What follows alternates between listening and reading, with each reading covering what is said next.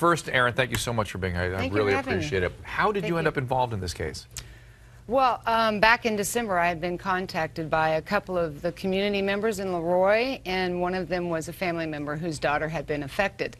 And I, like everybody else, you know, kind of watched this story unfold, and it kind of hit the media very, very quickly, and there was a sudden diagnosis.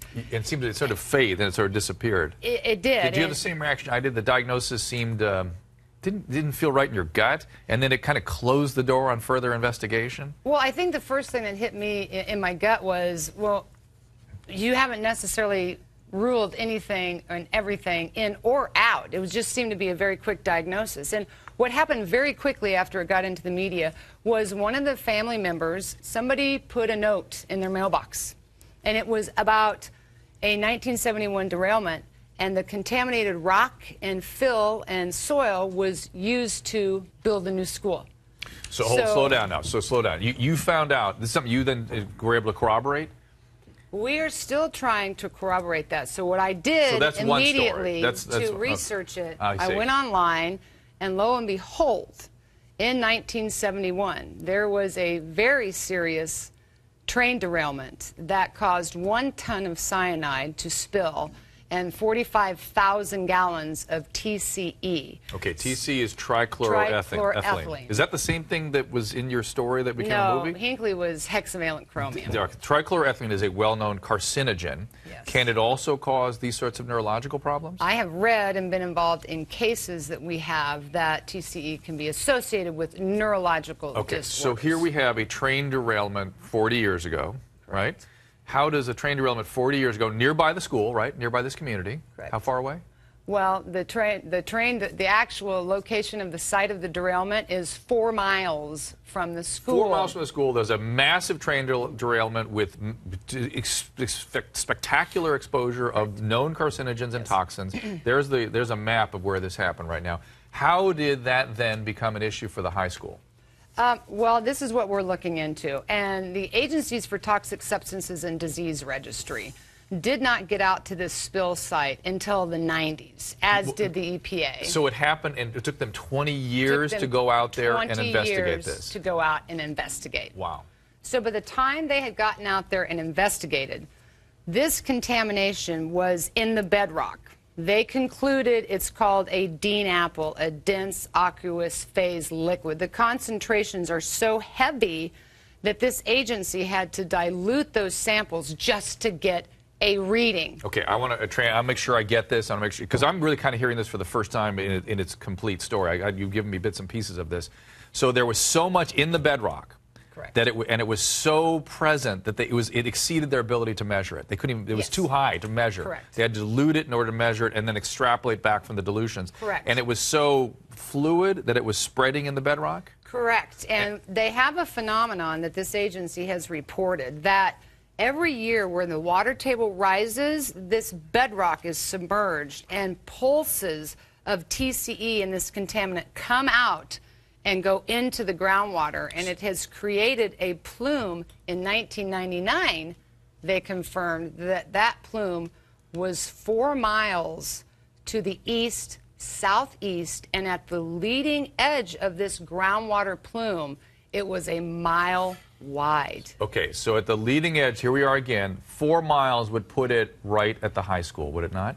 It is. Yes. When I first read this document and I contacted some of the family members, I said, how far is the school from the site? It might even put it at the athletic field that has come into question, where family has reported seeing strange things coming up. Family has reported that there's an orange-yellow substance that almost kind of oozes from the ground. There's the field now. We're showing it on the video there. Is on the children's clothing, their shoes. This is a dramatic finding. And why has it taken this long? Why didn't they, when they found it in '99, why didn't they do something about it? Well, in '99, they did. They were supposed to get into a pre-remedial design and looking at a soil vapor extraction system.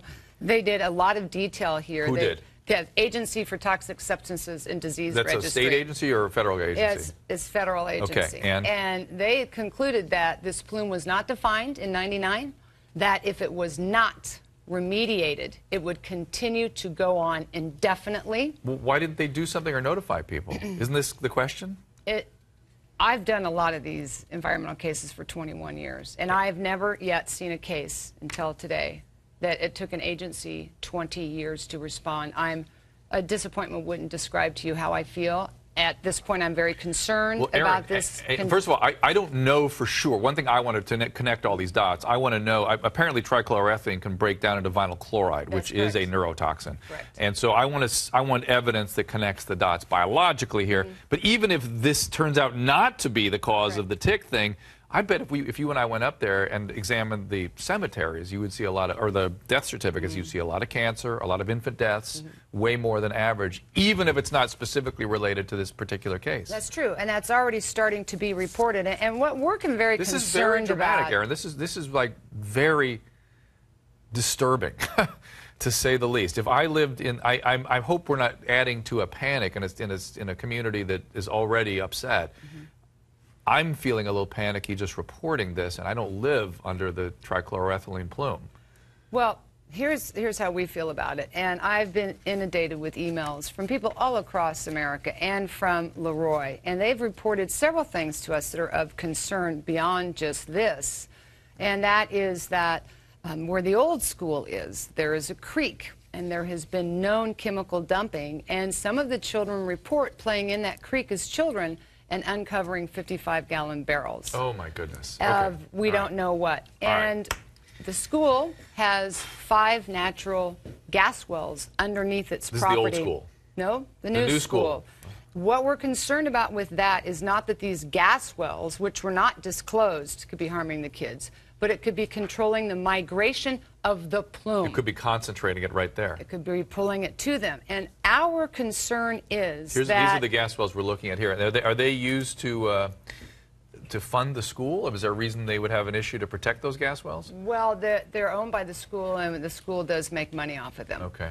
And that is a concern for migration of the plume. Keeping the plume at the school. It's a Possibly. beautiful school. It's sad to think. Okay, I can't even get my mind go there. Well, let me talk quickly to the reporter. Okay. Evan, you broke this story. Are you? I mean, here we are. We're reporting something that Aaron has investigated very carefully. How do we keep people from flying into a panic here? How concerned is the community? Some of the concern really we talked about in the newsroom over the past few weeks when we've been looking at this. When we first heard that conversion disorder may have been the cause, parents initially were told that. It seemed that adding more attention to it at the time could have really kind of added to the issue, and obviously it went national, so there's going to be more attention. Aaron's looking into this. There is that, but I'll tell you, from people that I spoke with in Leroy when I was there, it's been a little bit. I went there earlier in the month. They just seemed like they had a lot of questions and they were more frustrated. I don't know that the hysteria is really, or maybe that's the wrong word to use, but panic, as you'd said, is the way that they're seeing it right now. Good. I mean, that's good. Please keep everybody, going about their business. Aaron is on the job. You're going up there, yeah? We have a team out there. They're on their way there now. I'm going to send part of my team up there with you if you don't mind. No, they'll be there. I myself want to get up there as soon as I possibly can. It may be next week or so.